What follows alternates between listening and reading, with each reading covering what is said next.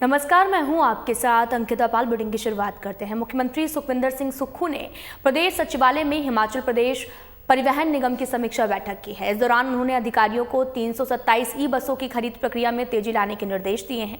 उन्होंने खरीद प्रक्रिया से संबंधित सभी औपचारिकताएं समयबद्ध पूरा करने को कहा है। उन्होंने कहा कि दूरदराज के ग्रामीण क्षेत्रों में लोगों को बेहतर सुविधाएं प्रदान करने के लिए 100 मेटाडोर मिनी बसों की खरीद भी की जाएगी। इन बसों की उपलब्धता होने से एचआरटीसी की वित्तीय स्थिति और सेवाओं में भी और सुधार सुनिश्चित होगा।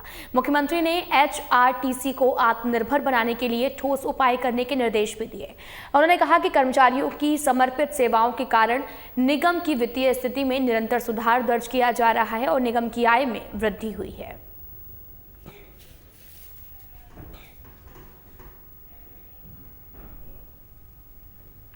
हमीरपुर में नेता प्रतिपक्ष जयराम ठाकुर ने सुक्खू सरकार पर जमकर निशाना साधा। नेता प्रतिपक्ष ने मीडिया से बात करते हुए कहा कि कांग्रेस के 6 विधायक कांग्रेस को छोड़कर चले गए हैं। इससे शर्म की बात क्या होगी, इससे बड़े शर्म की बात क्या ही होगी। साथ ही उन्होंने ये भी कहा कि सरकार में रहते हुए पार्टी राज्यसभा और लोकसभा का चुनाव हार जाती है। कांग्रेस के विधायकों के नेतृत्व को चुनौती दी और इसका कारण ये भी था कि नेतृत्व सबको साथ लेने के चलने के लिए सक्षम नहीं था। तो स्वाभाविक रूप से देखिए ऐसा होता है कि वैसे तो अभी हाथ डाला ही नहीं हमने, अभी डालेंगे। और सही मायने में अगर कहूँ मैं तो हाथ तो उनके ही लोगों ने डाला है। कारण देखिए, मुख्यमंत्री के नेतृत्व पर प्रश्न चिन्ह खड़ा करने वाले हम लोग नहीं, कांग्रेस के ही लोगों ने शुरू की।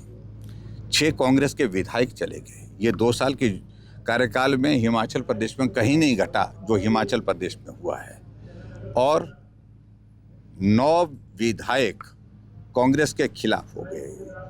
और उसमें स्वाभाविक रूप से सबसे बड़ी बात है कि नेतृत्व को चुनौती दी। नेतृत्व को चुनौती उस सूरत में दी जाती है जब नेतृत्व उनकी बात को सुनते नहीं है, मानते नहीं है। नेतृत्व को चुनौती उसी सूरत में देते हैं जब नेतृत्व सबको साथ ले चलने में सक्षम नहीं होता है। नेता प्रतिपक्ष जयराम ठाकुर ने हमीरपुर में सेना दिवस के एक कार्यक्रम में भाग लिया। इस दौरान उन्होंने कहा कि देश में सेना की चुनौती को दूर करने के लिए देश के प्रधानमंत्री नरेंद्र मोदी ने हर स्तर पर कार्य किया। चाहे सेवा के आधुनिकीकरण की समस्या हो, चाहे सैनिकों के निजी वेतन भत्तों और पेंशन, सबका निराकरण पीएम नरेंद्र मोदी ने किया, जो सेना के गौरव और सम्मान के लिए महत्वपूर्ण है। उसके इस अवसर पर मैं सबसे पहले तो उन वीर सैनिकों को स्मरण करता हूँ जिन्होंने अपने जीवन की शहादत दी देश की रक्षा के लिए, देश की सुरक्षा के लिए। और उसके पश्चात हमें इस बात का गर्व है कि भारत की सेना बहुत मजबूत है, और मजबूत भारत की सेना जिस शौर्य के साथ काम कर रही है, और आज हम इस बात को भी देख रहे हैं कि जो एक दौर था जहां सेना के सामने बहुत सारी चुनौतियां थी, उन चुनौतियों को दूर करने के लिए हमारे देश के यशस्वी प्रधानमंत्री नरेंद्र मोदी ने जिस प्रकार से काम किया, उससे सेना का मनोबल और भी ऊंचा हुआ है। हिमाचल प्रदेश में लोक निर्माण विभाग में पिछले काफी समय से ठेकेदारों को कार्यों की पेमेंट का भुगतान नहीं हो रहा है। इसको लेकर नेता प्रतिपक्ष सहित बीजेपी के नेता लगातार सरकार पर हमलावर हैं। वहीं इसको लेकर लोक निर्माण मंत्री विक्रमादित्य सिंह ने भी पलटवार किया और नेता प्रतिपक्ष को ठेकेदारों की चिंता न करने की सलाह दी। साथ ही उन्होंने कहा कि नेता प्रतिपक्ष जयराम ठाकुर आए दिन बयानबाजी करते हैं, लेकिन उन्हें प्रदेश के लोगों की चिंता करनी चाहिए। लोक निर्माण मंत्री विक्रमादित्य सिंह ने कहा कि सरकार समय समय पर ठेकेदारों के बकाया भुगतान कर रही है, और जयराम ठाकुर खुद भी मुख्यमंत्री रहे हैं। वे उनका मान सम्मान करते हैं, लेकिन उन्हें समझना चाहिए कि प्रदेश की स्थिति जो है वो क्या है। अब जयराम जी तो गाना गाते रहते हैं, पर अब मैं क्या कहूँ उनको। कुछ तो लोग कहेंगे, लोगों का काम है कहना। वो तो शायरी रोज ही लगे रहते हैं करने। मैं उनका बहुत मान सम्मान करता हूँ, मगर उनको ये बात भी समझनी चाहिए। वो देखिए, प्रदेश के मुख्यमंत्री भी रहे हैं और मुख्यमंत्री के साथ वो प्रदेश के वित्त मंत्री भी रहे हैं। तो उनको इस तरीके की गैर जिम्मेवाराना बयान समय समय पर देना शोभा नहीं देता है।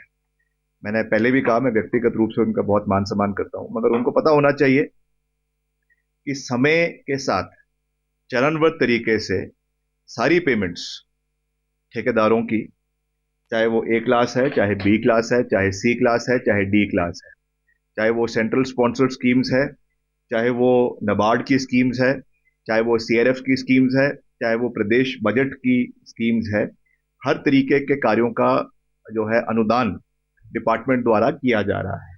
पिछले कुछ समय से क्योंकि थोड़ा सा एक वित्तीय संकट प्रदेश के ऊपर था, और ये ऐसा नहीं है कि आज ही है, ये तो लगातार चल रहा है। जब पुरानी सरकारें थी उस समय भी ये रहा है। शिमला में बीजेपी प्रदेश महामंत्री और राज्यसभा सांसद डॉक्टर सिकंदर कुमार ने कहा कि भारतीय जनता पार्टी ने पूरे देश भर में संविधान गौरव अभियान को एक राष्ट्रीय स्तर के कार्यक्रम के रूप में लिया है। हिमाचल में भी ये कार्यक्रम 26 दिसंबर से 25 जनवरी तक चल रहा है। पूरे देश के साथ साथ प्रदेश स्तर का एक जिला स्तर और मंडल स्तर का कार्यक्रम होगा, जिसके अंतर्गत 17 जनवरी को हमारे केंद्रीय मंत्री डॉक्टर जितेंद्र सिंह प्रदेश स्तर के कार्यक्रम को होटल पीटर हाफ में संबोधित करेंगे। इस कार्यक्रम के बाद में जिला स्तर पर संगोष्ठियों का आयोजन किया जाएगा और अंत में मंडल स्तर पर भी ऐसे ही कार्यक्रम जो हैं वो होंगे। और राज्यसभा सांसद डॉक्टर सिकंदर ने भी बताया कि 25 जनवरी को बूथ स्तर पर युवा मोर्चे के कार्यकर्ता संविधान की स्थापना के साथ डॉक्टर भीमराव अम्बेडकर जी ने क्या इस देश के लिए किया, उनका क्या योगदान है, उसकी चर्चा घर घर तक पहुंचाएंगे। साथ ही कांग्रेस पार्टी जो कि नकारात्मकता और नैरेटिव स्थापित करने का प्रयास कर रही है, उसका करारा जवाब दिया जाएगा।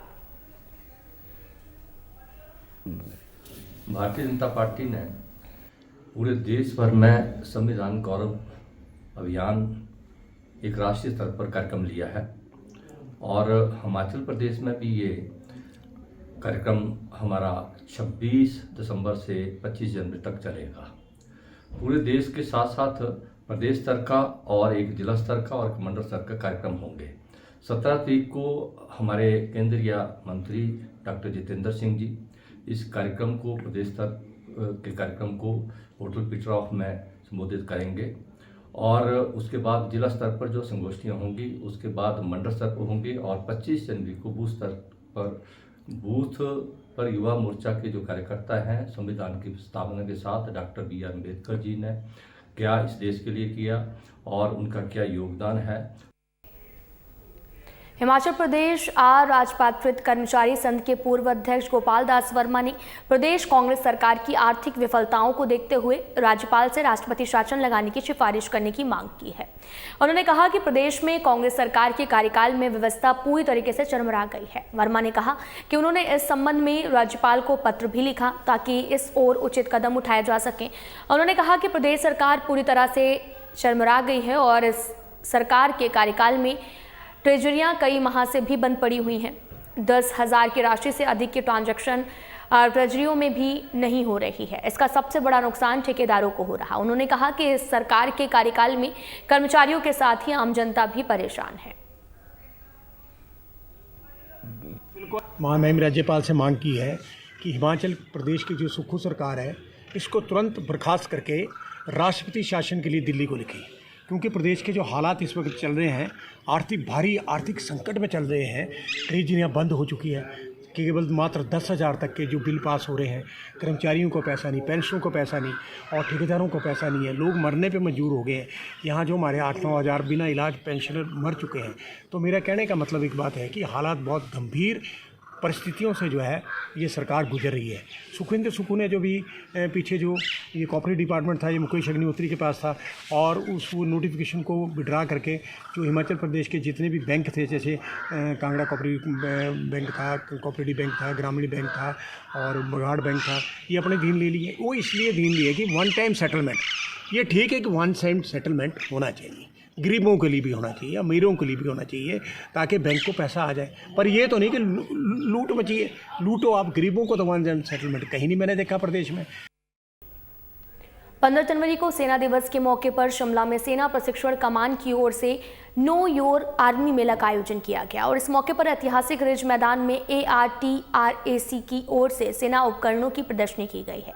मेडिकल चेकअप कैंप और कार्यक्रमों का आयोजन किया गया। इसके माध्यम से लोगों को भारतीय सेना को अधिक करीब से जानने का जो है वो मौका मिलेगा और मेले की शुरुआत थल सेना के मेजर जनरल VSM विवेक ने की है और इस दौरान शिमला उपायुक्त, पुलिस अधीक्षक समेत सेना के उच्च अधिकारी भी मौजूद रहे। सेना दिवस के उपलक्ष्य पे आरट्रैक ने know your army Mela organise किया है और हमारी उम्मीद है कि आप सब आएंगे, एंजॉय करेंगे और सेना के बारे में और जानें। Thank you all. एग्जीबिशन में क्या क्या प्रदर्शित किया गया है? ये जो हमारे आर्टिस्ट हैं, सेना के बारे में वेपन्स हैं, जो इन्फेंट्री बटालियन है में क्या क्या है वो आप देख सकते हैं ऑन फील्ड। जो हमारे रिक्रूटिंग ऑफिस के हैं बताएंगे आपको अगर आप रिक्रूटिंग करना है तो कैसे है, तरीका क्या है। बस हमारे जो आर्टिस्ट हैं वो अपनी कला का प्रदर्शन कर रहे हैं और थोड़े से फूड स्टॉल। प्रदेशवासियों को क्या मैसेज देना चाहेंगे आर्मी दिवस क्या? दोनों के अलावा हम नहीं हो सकते हैं और साथ हम देश को आगे बढ़ाना है। जिला प्रशासन सोलन ने आज फिर से अतिक्रमण के खिलाफ मुहिम छेड़ दी है। सपूरन से लेकर पुराने बस अड्डे तक, जो आपको बताते चले कि नाप नपाई की गई है। अतिक्रमण हटाने के आदेश भी दिए गए और इस क्षेत्र में पहले अतिक्रमण नहीं हटाया गया था, जिस वजह से आज SDM के नेतृत्व में राजस्व कर्मचारियों ने नाप नपाई की और नगर निगम ने अतिक्रमण को हटाया है।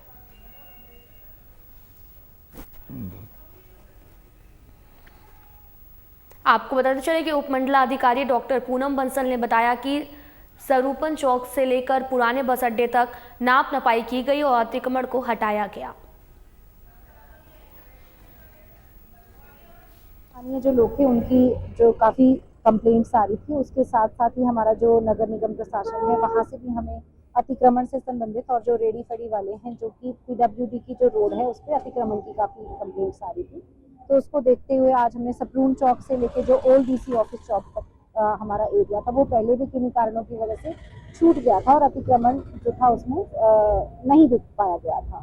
तो आज हमने ये ओल्ड बस स्टैंड तक, सप्रून से लेके ओल्ड बस स्टैंड तक, उसके अलावा हमारा कोटला नाला की तरफ ये प्रोग्राम रहेगा। जी, उन्होंने टाइम एक्सटेंड करने के लिए हमें लिखा गया था। तो जो जहाँ पे जो NHAI की भूमि पे जो 11 शेड्स पाए गए थे उन्हें 25 जनवरी तक का टाइम दिया गया। साथ में ही जो स्कूल प्रशासन है उन्हें भी समय दिया गया। फिलहाल बुढ़ी में इतना ही। नमस्कार।